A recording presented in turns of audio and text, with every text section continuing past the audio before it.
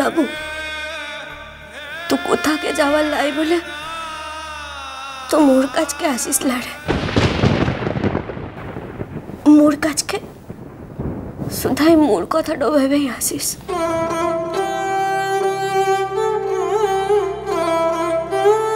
কি হলো, কাঁদছিস কিসের লিখে? জানি না বাবা, সত্যিই জানি না। মো জানিক রে, তোমার দিদিমণি তোর ব্যবহারতে কষ্টটা পেয়েছিস, কিন্তু এই কষ্টটা তো তোকে পেতেই হবে রে। এই কষ্টটা তো মো কিছু করতে তো পারবো ক্লারে। আরেকটু কথা কি জানিস, তুই যে বললি না এই জীবনে ও দিদিমণি ত্রিসীমানায় তো আর যাবি ক্লা, কিন্তু মো জানিক এই জীবনে তোকে দিদিমণির চারপাশটাতেই থাকতে হবে রে। এই থেকে তোর মুক্তিটা লাই।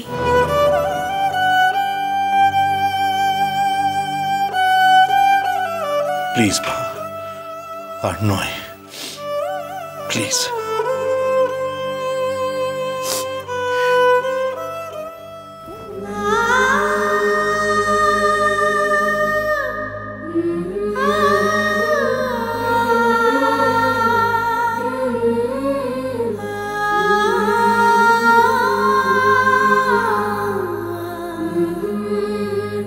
চল কিনে কিছু খেয়েটো নিবি, চল।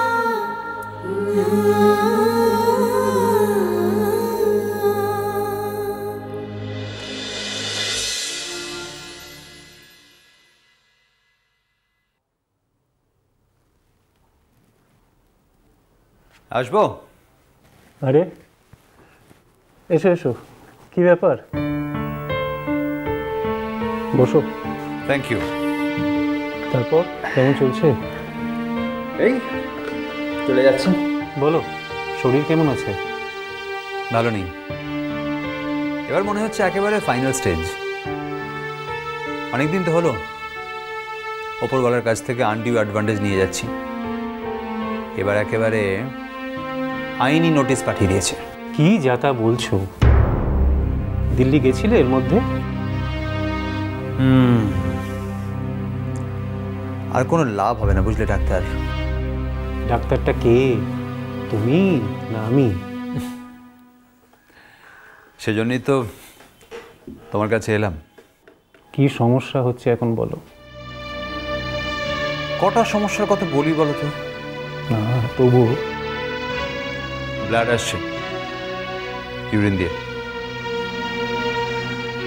জ্বর কমছে না।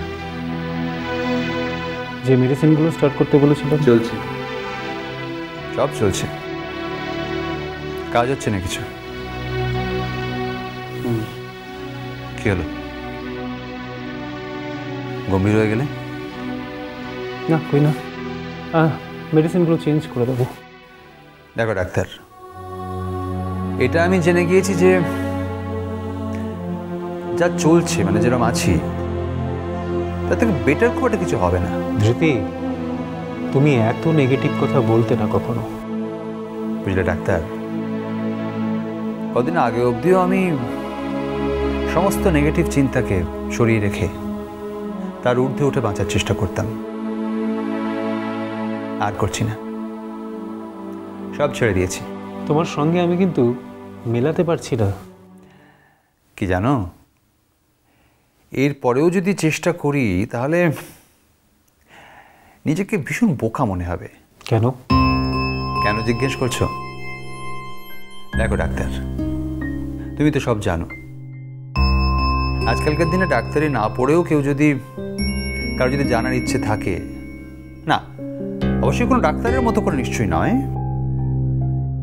কিন্তু জানার ইচ্ছে থাকলে একজন পেশেন্ট তার রোগের তার অসুখের সম্পর্কে অনেকটাই জানতে পারে, তাই না? অ্যাটলিস্ট রোগটা ঠিক কোন স্টেজে আছে সেটা সম্পর্কে একটা মোটামুটি ধারণা পাওয়া যায়। দেখো, তুমি নিজে যদি আশা ছেড়ে দাও তাহলে তো আশা করার কি আর কিছু আছে ডাক্তার? দেখো, আমরা জানি এটা একটা টার্মিনাল ডিজিজ, কিন্তু যে কদিন জীবন থাকবে সে কদিন তো হইচই করে আনন্দ করে বাঁচতে হবে। আরে তুমি তো তেমন ধরনেরই একটা মানুষ। না, আমি তোমার কাছে আমার দুঃখের কথা বলতে আসিনি। আমি শুধু জানতে এসেছি আমার মেয়াদটা ঠিক কতদিনের, কতটুকু। মেয়াদ? কিসের মেয়াদ? আমার জীবনের। দেখো ডাক্তার, আমার কিছু কাজ ডিউ আছে। আসলে কি জানো, মেয়াদটা জানতে পারলে ওই কাজগুলোর প্ল্যানটা করতে আমার একটু সুবিধে হয়। টেস্ট রিপোর্টগুলো দাও।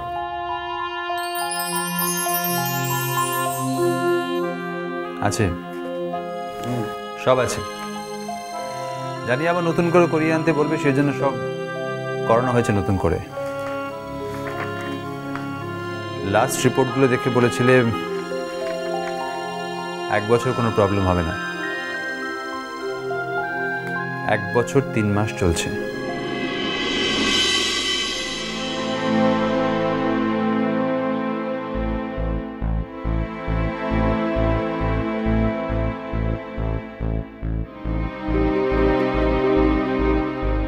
ডাক্তার,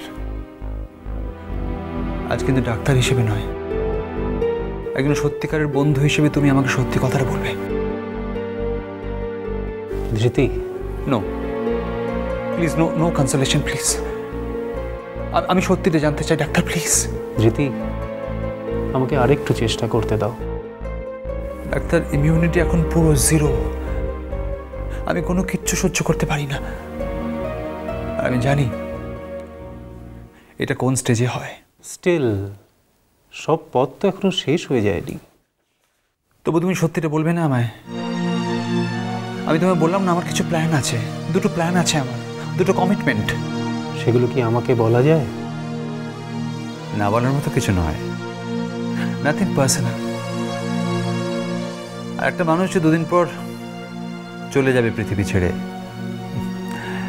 তার না বলার মতো আর কি থাকতে পারে বলো? ধৃতি, তোমার এই সব কথা না আমার বারবার শুনতে ভালো লাগছে না। কি জানো ডাক্তার, আসলে এই কথাগুলো আমি বলছি এটা বোঝানোর জন্য যে না, আমার বাঁচার ইচ্ছে নেই তা বলবো না, কিন্তু আগে যেমন এই চলে যাওয়া ব্যাপারটা কিছুতেই অ্যাকসেপ্ট করতে পারছিলাম না, সেটা আমি এখন অ্যাকসেপ্ট করে নিয়েছি। আমি সত্যিই এখন গ্রেসফুলি চলে যেতে চাই। ডাক্তার, দুঃখ পেও না। শোনো, যে 2টো কাজের কথা বলছিলাম তার একটা হলো আমি আমাদের বাড়ির সবাইকে কথা দিয়েছিলাম একবার তাদের বেড়াতে নিয়ে যাব। হয়নি, আমারই কারণে হয়নি, আমার অসুস্থতা, ট্রিটমেন্ট এইসবের জন্য। কিন্তু এখন তো আর সময় বেশি নেই ডাক্তার, তাই না?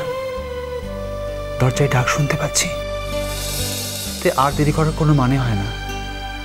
হয়তো এরপর এমন একটা অবস্থা আসবে যখন আর মুভ করার মতো কোনো শক্তি থাকবে না।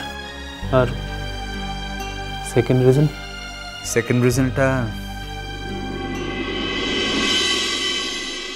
আমি তো তোমার সাথে কোনো তর্ক করছি না, আমি শুধু এটা বলতে চাইছি যে সেই রাতে অর্চি আর বাহা আমাদের উপকারই করতে এসেছিল, অপকার নয়। কিন্তু আমি চিরকাল মনে মনে এটাই ভাববো যে আমার সন্তানের মৃত্যুর জন্য অর্চি দায়ী।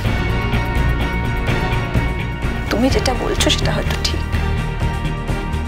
কিন্তু যেহেতু এটা অর্চি, তাই আমি আর অন্য কিচ্ছু ভাবতে পারবো না। মিষ্টি কুটুম, মিষ্টি কুটুম, মিষ্টি কুটুম।